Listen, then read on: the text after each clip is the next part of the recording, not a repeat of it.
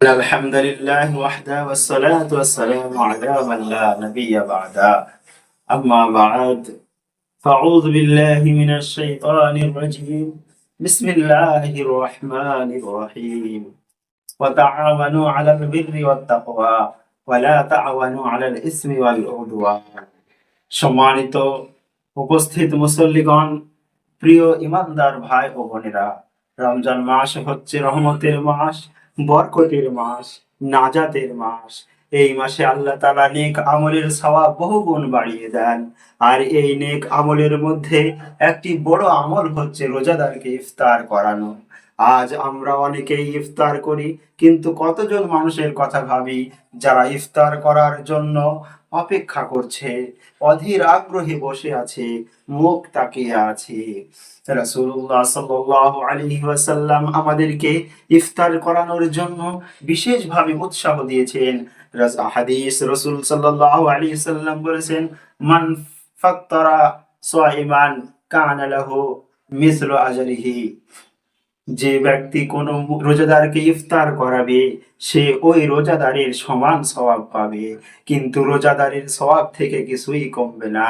তিরমিজি। সুবহানাল্লাহ। ভাবুন তো, একজন মানুষ সারাদিন কত রোজা রাখলো, আর আপনি তাকে একটি খেজুর দিয়ে ইফতার করালেন, আল্লাহ আপনাকে সেই রোজার সমান সওয়াব দিয়ে দেবেন। আরো আশ্চর্যের বিষয় হচ্ছে, রাসূল সাল্লাল্লাহু আলাইহি ওয়াসাল্লাম বলেছেন, ইফতার করানোর জন্য বড় আয়োজন লাগবে না, বড় প্যান্ডেল লাগবে না, বড় শামিয়ানা লাগবে না, বড় স্টেজ লাগবে না। লাগবে একটি খেজুর, এক ঢোক পানি, অথবা সামান্য দুধ দিয়েও ইফতার করানো সম্ভব, ইফতার করানো যায়। কোরআনের বাণী, আল্লাহ তাআলা কোরআন কারীমে বলেছেন, ওয়াইতুমুনা আত-তাআম আলা হুব্বিহি মিসকিনান ওয়া ইয়াতীমান ওয়া আসীরা।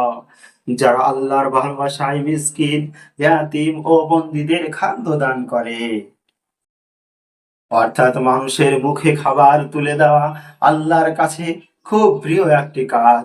আবেগপূর্ণ প্রিয় ভাই ও বোনেরা, রমজান মাসে আপনি যদি একজন রিস্কাওয়ালাকে ইফতার করান, একজন গরিব মানুষকে ইফতার করান, একজন মুসাফিরকে ইফতার করান, তাহলে হয়তো সেই ইফতার আপনার জাহান্নাম থেকে মুক্তির কারণ হয়ে যাবে। হয়তো সেই ইফতারি কিয়ামতের দিন, এই দিন আপনার জন্য নূর হয়ে যাবে, আলো রূপে কাজ করবে। তাই আসুন আমরা সবাই ইফতার করি। এই রমজানে কমপক্ষে একজন রোজাদারকে ইফতার করাবো ইনশাআল্লাহ। হোক সেটা একটি খেজুর, এক গ্লাস পানি, বা অথবা সামান্য খাবার। আল্লাহ আমাদের সকলকে রমজানের আমল করার তৌফিক দান করুন। ওয়া আখিরু দাওয়ানা আনিল হামদুলিল্লাহি রাব্বিল আলামিন। আমিন আমিন। লা ইলাহা ইল্লাল্লাহ ওয়া আন্না মুহাম্মাদান আবদুহু ওয়া রাসূলুহু। আসসালামু আলাইকুম ওয়া রাহমাতুল্লাহ।